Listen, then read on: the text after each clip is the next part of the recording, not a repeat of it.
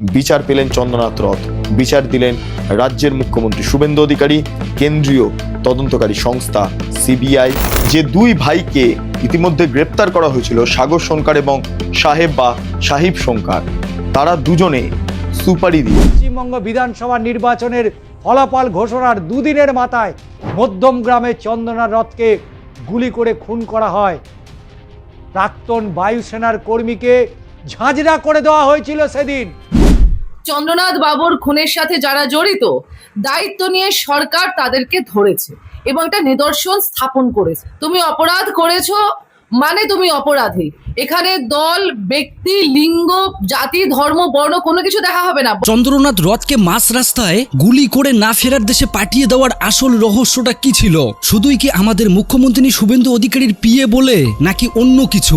বিজয়ের পরপরেই কেন শুভেন্দু অধিকারীর পিএ কে টার্গেট করা হয়েছে? প্রিয় দর্শক, আজকের এই ভিডিওটা দেখলে জানতে পারবেন চন্দ্রনাথকে কোথাকার ক্রিমিনাল কিভাবে মেরেছে, আর এই চন্দ্রনাথ কেমন ছিল, সেই দিন আসলে মাঝ রাস্তায় চন্দ্রনাথকে কিভাবে গুলি করে মারে। তো দর্শক, চলুন এইটার আসল গল্প জেনে আসি।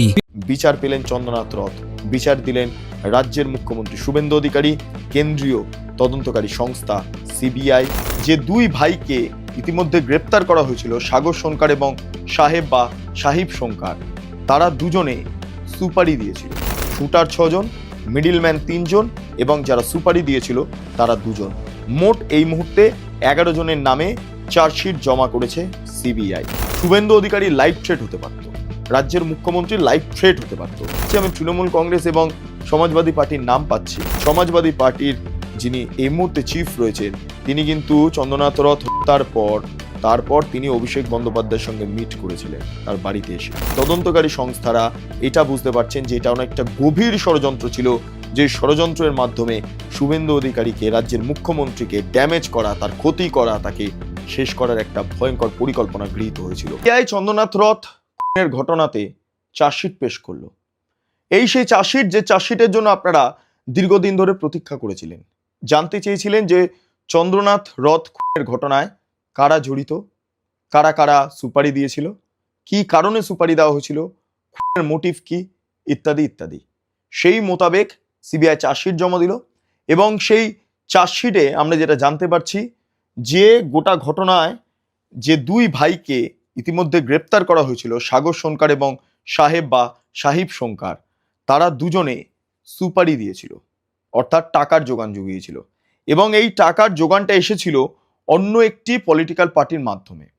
কোন পলিটিক্যাল পার্টি সেটা এখনো পর্যন্ত সিবিআই চার্জশিটে লিখেছেন, কিন্তু সেই তথ্য এখনো পর্যন্ত সাংবাদিকদের কাছে এসে পৌঁছায়নি। তবে আমাদের সোর্স মোতাবেক আমরা যেটা জানতে পারছি, সমাজবাদী পার্টি, তার পাশাপাশি তৃণমূল কংগ্রেসের একটা অংশ, তারা এই গোটা ঘটনার সঙ্গে জড়িত। তারাই চন্দ্রনাথ রথকে সরানোর জন্য সাগর এবং সাহিব বা সাহেবকে ব্যবহার করেছে। সাহেব বা সাগর এরা দুজনে প্ল্যান করা ছিল তৃণমূল কংগ্রেসের, অর্থাৎ তৃণমূল কংগ্রেস মোতায়েন করেছিল বিজেপির অন্দরে। বিজেপির বিশ্বাস অর্জন করো, শুভেন্দু অধিকারীর টিমের ভেতরে প্রবেশ করো, সেখান থেকে খবর পাচার করে নিয়ে আসো। চন্দ্রনাথ রথকে সরাও, চন্দ্রনাথ রথকে সরালে শুভেন্দু অধিকারীকে বা রাজ্যের মুখ্যমন্ত্রীকে অনেকটা সাইড লাইন করে দেওয়া সম্ভব। কারণ শুভেন্দু অধিকারী তৃণমূল কংগ্রেসের বাঁশ দিয়েছে, কোট আনকোট বাঁশ দিয়েছে। তৃণমূল কংগ্রেসটা শেষ। মমতা বন্দ্যোপাধ্যায় 2বার শুভেন্দু অধিকারীর কাছে হেরেছেন। তৃণমূল কংগ্রেসের ক্ষমতাচ্যুত হওয়ার নেপথ্যে Suvendu Adhikari one and only দায়ী। ফলে এই শুভেন্দু অধিকারীকে সরানো গেলে বা এই শুভেন্দু অধিকারীর ভেতরে, টিমের ভেতরে প্রবেশ করলে অনেক তথ্য তৃণমূল কংগ্রেসের হাতে এবং হয়তো সমাজবাদী পার্টির হাতেও চলে আসতে পারে। সেই কারণে চন্দ্রনাথ রথকে সরিয়ে চন্দ্রনাথ রথের জায়গায় চলে আসুক এই সাহেব এবং তার পাশাপাশি সাগর, এবং তারা শুভেন্দু অধিকারীর সমস্ত ডিটেলস নিয়ে পাস করুক। এটা কার্যত একটা গুপ্তচর বৃত্তির কাজ করেছে সাহেব এবং সাগর। আচ্ছা, তারপরে সাগর যোগাযোগ করত তৃণমূল কংগ্রেসের বিভিন্ন নেতৃত্বের সঙ্গে বাই ল্যান্ডফোনের মাধ্যমে, যোগাযোগের মাধ্যমে এই টোটাল অপারেশনটা চালিয়েছে। সিবিআই জানাচ্ছে 2 জন সুপারি কিলার যারা সুপারি দিয়েছিল তারা হচ্ছে সাগর এবং সাহিব বা সাহেব সোনকার। এরা 2 ভাই যারা চন্দ্রনাথ রথের টিমের মধ্যে ছিল। আচ্ছা, এর পাশাপাশি মোট যেটা আমরা জানতে পাচ্ছি 11 জনের বিরুদ্ধে সিবিআই চার্জশিট জমা দিয়েছে, যার মধ্যে সুপারি কিলারদের নাম তো বললাম, অর্থাৎ যারা সুপারি দিয়েছিল এবং যারা গুলি চালিয়েছিল, শুটার, যারা এই শুটার এই ঘটনার সঙ্গে জড়িত, যাদেরকে গ্রেপ্তার করা হয়েছে তারা মোট 6 জন। কারা? মনু সিং, রাজ সিং, গোলু সিং, মায়াঙ্ক রাজ মিশ্র, ভিকি মৌর্য, নবীন কুমার সিং। এরা শুটার, এই 6 জন। আর অন্যদিকে মিডলম্যান, যাদের মাধ্যমে গোটা কাজটা কমপ্লিট হয়েছে, সেটা হচ্ছে বিনয় রায়, সঞ্জয় রায়, বিকাশ মিশ্র। এরা 3 জন। অর্থাৎ শুটার 6 জন, মিডলম্যান 3 জন এবং যারা সুপারি দিয়েছিল তারা 2 জন। মোট এই মুহূর্তে 11 জনের নামে চার্জশিট জমা করেছে সিবিআই। এর পাশাপাশি আরও কারা কারা যুক্ত, এর ভেতরে কোন পলিটিক্যাল পার্টির হাত রয়েছে, কোন পলিটিক্যাল পার্টি চন্দ্রনাথ রথকে সরিয়ে শুভেন্দু অধিকারীকে টার্গেট করেছিল, কোন পলিটিক্যাল পার্টি শুভেন্দু অধিকারীকে শেষ করার পরিকল্পনা নিয়েছিল, সেই ডিটেলসও সিবিআই এই মুহূর্তে জিজ্ঞাসাবাদ করছে ধৃতদের। এবং ধৃতদের জিজ্ঞাসাবাদ করে বেশ কিছু পলিটিক্যাল পার্টির নামও পেয়েছে। আমি আপাতত যা খবর পাচ্ছি, আমি তৃণমূল কংগ্রেস এবং সমাজবাদী পার্টির নাম পাচ্ছি, কিন্তু এর নেপথ্যে আরও কিছু জিনিস জড়িত রয়েছে বলে আমার অনুমান এবং সিবিআইও ঠিক একইভাবে তদন্ত প্রক্রিয়া চালাচ্ছে। তদন্ত কিন্তু এখনো পর্যন্ত কমপ্লিট হয়নি, তদন্ত এখনো চলছে। প্রাথমিক যে চার্জশিট জমা দিচ্ছে সেই চার্জশিটে এই 11 জনের নাম রয়েছে এবং তাদের মোটিভ, তারা কিভাবে কাজ করেছে, গোটা অপারেশনটা কিভাবে চালানো হয়েছে, এই সংক্রান্ত যাবতীয় ডিটেলস রয়েছে সংশ্লিষ্ট চার্জশিটে। খুনের মোটিভ যেটা বললাম, আবারও বলছি, অনেকে জিজ্ঞাসা করছেন কমেন্টে যে সুপারিটা কারা দিয়েছিল। সুপারি দিয়েছিল সাগর এবং সাহেব, ঠিক আছে। মিডলম্যান হিসেবে কারা কাজ করেছে? বিনয় রায়, সঞ্জয় রায়, বিকাশ মিশ্র। এবং গুলি কারা করেছে? যারা যারা গুলি করেছে বা যাদেরকে গুলির জন্য হায়ার করা হয়েছিল গুলি করার জন্য, তারা মনু সিং, রাজ সিং, গোলু সিং, মায়াঙ্ক রাজ মিশ্র, ভিকি মৌর্য এবং নবীন কুমার সিং। এইটা হলো 11 জনের বিরুদ্ধে চার্জশিট এবং সেই চার্জশিটের যাবতীয় ডিটেলস, কারা কিসের সঙ্গে যুক্ত ছিল না ছিল, কত টাকা দিয়ে গোটা প্রক্রিয়াটা কমপ্লিট হয়েছিল। যেটা জানা যাচ্ছে কোটি কোটি টাকা খরচ হয়েছে, কোটি কোটি টাকা। এক্স্যাক্ট অ্যামাউন্টটা পাওয়া যাচ্ছে না, তবে কোটি কোটি টাকা খরচ করে গোটা অপারেশনটা চালানো হয়েছে। সাগর এবং সাহেব শঙ্কর, 2 ভাই, তারা কি করেছে? তারা যেটা করেছে যে 2025-এর ডিসেম্বর মাস থেকে তারা এই গোটা পরিকল্পনাটা নিচ্ছিল। তারা চেষ্টা করেছিল যে নির্বাচনের আগেই যাতে চন্দ্রনাথ রথকে সরিয়ে দেওয়া যায়, তারা চেষ্টা করেছিল। হ্যাঁ, নির্বাচনের আগে সরিয়ে নিলে শুভেন্দু অধিকারীর সমস্যা হতো, বিজেপিরও একটা সমস্যা হতো, সেটা একটা চেষ্টা করা হয়েছিল, কিন্তু তারা পারেনি, ব্যর্থ হয়েছে। কিন্তু শুভেন্দু অধিকারী যখন মুখ্যমন্ত্রী হবেন, যখন সমস্ত কিছু কার্যত ফাইনাল, 4 তারিখ রেজাল্টের পর 6 তারিখ চন্দ্রনাথ রথকে সরিয়ে দেওয়াটা খুব ইম্পর্টেন্ট মনে করলো সাগর। সেই কারণের জন্য সুপারিটা বাস্তবায়িত হয়ে গেল। তারপরে যা যা ঘটনা ঘটলো সেটা আপনারা প্রত্যেকেই জানেন। কেন এটা করা হয়েছিল? কারণ সাগর মনে করতো চন্দ্রনাথ রথকে যদি সরানো যায় তাহলে চন্দ্রনাথ রথের জায়গা সাগর নিয়ে নিতে পারবে, এবং সাগর যদি সেটা নিয়ে নেয় তাহলে শুভেন্দু অধিকারীর টিমের মধ্যে ঢুকে শুভেন্দু অধিকারীকে ড্যামেজ করা সম্ভব। এটা একটা বিরাট বড় কনস্পিরেসি ছিল। শুভেন্দু অধিকারী লাইভ থ্রেট হতে পারত, রাজ্যের মুখ্যমন্ত্রীর লাইভ থ্রেট হতে পারত, এবং সেটা আমাদের রাজ্যের আইন শৃঙ্খলা পরিস্থিতির দিক থেকে দেখতে গেলে ভয়ঙ্কর পরিস্থিতি হতো, ভয়ঙ্কর অবস্থা তৈরি হতো, এবং সেই জায়গাটায় কার্যত টার্গেট করা হয়েছিল। এবং এর পেছনে পলিটিক্যাল পার্টিগুলোর হাত রয়েছে, যেই political পার্টিগুলো anti Suvendu Adhikari, anti BJP, সেই পলিটিক্যাল পার্টিগুলোর হাত ছিল। এবার কোটি টাকা খরচ হয়েছে। কারা এর পেছনে রয়েছে, মাথাকে আমি বলেও দিলাম, মাথা তৃণমূল কংগ্রেস এবং সমাজবাদী পার্টির একটা অংশ। এর পাশাপাশি সুপারি কিলার হিসাবে কাজ করেছে বা সুপারি দিয়েছে এই সাগর আর সাহেব, এবং মিডলম্যান হিসাবে যাদের কাছে টাকা পৌঁছেছে, যারা এই শুটারদের জোগাড় করেছে, তারা হচ্ছে বিনয় রায়, সঞ্জয় রায়, বিকাশ মিশ্র। আর যারা শ্যুট করেছে বা শ্যুটের সঙ্গে জড়িত ঘুর পথে, তারা হচ্ছে মনু সিং, রাজ সিং, গোলু সিং, মায়াঙ্ক রাজ মিশ্র, ভিকি মৌর্য, নবীন কুমার সিং। এই হলো চার্জশিটের যাবতীয় যা যা ডিটেলস, সেগুলো আপনাদের সামনে উত্থাপন করলাম। এবার ঘটনা হলো চন্দ্রনাথ রথের ঘটনাতে আরও কারা কারা জড়িত আছে সেটা পরবর্তী পদক্ষেপ, সেটাকে বার করা, ফলে সেটাও বেরিয়ে আসবে। এবং একই সঙ্গে শুভেন্দু অধিকারীর নিরাপত্তায় আরও বিশেষ করে জোর দেওয়া হচ্ছে এই কারণেই, কারণ একদিকে আপনারা জানেন যে এক জঙ্গি ধরা পড়েছে এসটিএফের মাধ্যমে।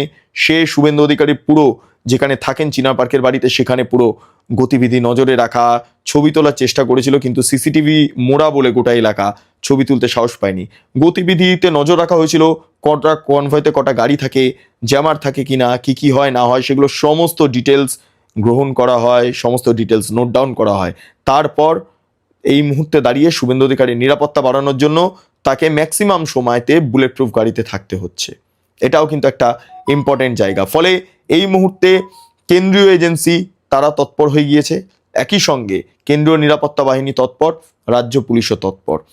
ভেতরে অর্থাৎ শস্যের ভেতরে ভূত আরও কতজন আছে জানা নেই, তবে গোটা প্রক্রিয়া বাস্তবায়িত করার চেষ্টা করছে এই মুহূর্তে এই তদন্তকারী অফিসাররা। কারণ এই প্রক্রিয়া যখন একটা জায়গায় এসে পৌঁছাবে, একটা কেন্দ্রবিন্দুতে এসে পৌঁছাবে, তখন আমাদের কাছে আরও স্পষ্ট অনেক তথ্য উঠে আসবে। আপাতত সিবিআই যে চার্জশিট দিয়েছে সেই চার্জশিট মোতাবেক মোট 11 জনকে এখানে অভিযুক্ত করা হয়েছে, দোষী হিসাবে সাব্যস্ত করা হয়েছে, এবং তারা কি কি কাজে যুক্ত ছিল, কিভাবে যুক্ত ছিল, গোটা প্রক্রিয়া তারা কিভাবে সম্পন্ন করেছে, চন্দ্রনাথ রথকে সরানোর পেছনে তাদের মোটিভ কি ছিল, শুভেন্দু অধিকারীর ওপর কোনো রকম কোনো থ্রেট আছে কিনা, সেগুলো আপাতত কেন্দ্রীয় এজেন্সি বের করে নিয়েছে খতিয়ে। কেন্দ্রীয় এজেন্সি অনেক দিন ধরে অনেককে গ্রেপ্তার করছে। এই যে মনু, রাজ, গোলু, মায়াঙ্ক, রাজ মিশ্র, তারপর বিনয় রায়, সঞ্জয় রায়, বিকাশ মিশ্র, এরা সব ইউপি বা আশেপাশের এলাকা থেকে গ্রেপ্তার করা হয়েছে ঠিক সময় মতো। আর ইউপি সমাজবাদী পার্টি খুব ইম্পর্টেন্ট জায়গা, এবং সমাজবাদী পার্টির যিনি এই মুহূর্তে চিফ রয়েছেন তিনি কিন্তু চন্দ্রনাথ রথ হত্যার তারপর তিনি অভিষেক বন্দ্যোপাধ্যায়ের সঙ্গে মিট করেছিলেন তার বাড়িতে এসে।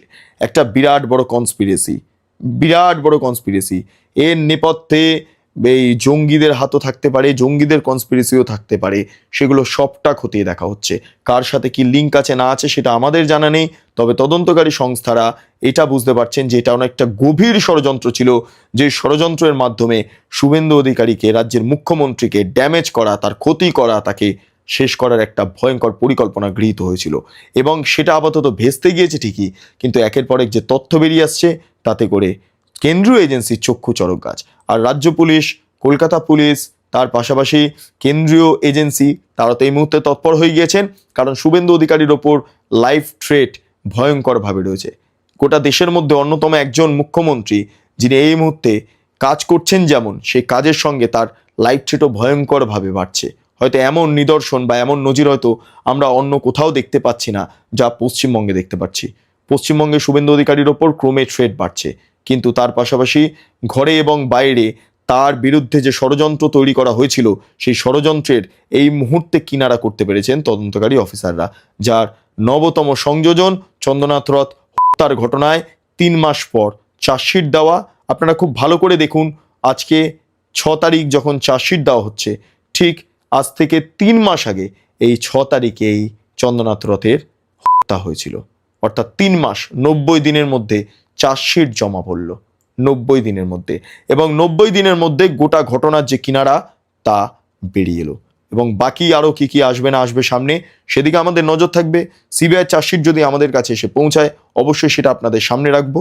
প্রিয় দর্শক, আপনারা পুরো ভিডিওতে দেখতেই পেয়েছেন, দীর্ঘ 15 বছর পর আমাদের সরকার যখন ক্ষমতায় আসে, বিজয়ের পরপরেই শুভেন্দু অধিকারীর পিয়ের গাড়ি লক্ষ্য করে মাঝ রাস্তায় চন্দ্রনাথ রথকে গুলি করে মারা হয়। তবে এইটার কি আসল গল্পটা ছিল শুধু চন্দ্রনাথ, নাকি আমাদের মুখ্যমন্ত্রী শুভেন্দু অধিকারীর উপর? চন্দ্রনাথ দত্ত অত্যন্ত ভালো মানুষ ছিল, খুবই একজন মেধাবী স্টুডেন্ট ছিল, যেটা সবাই বলেছে। তার রেজাল্ট ছিল অসাধারণ। তবে এই ঘটনা এখনো সিবিআই তদন্ত করতেছে, আসল খুনিরা কোনো মতেই রেহাই পাবে না। তো যাই হোক দর্শক, আপনারা পুরো ভিডিও দেখার পর মন্তব্য কমেন্ট বক্সে জানাবেন, পারলে ভিডিওটা শেয়ার করবেন।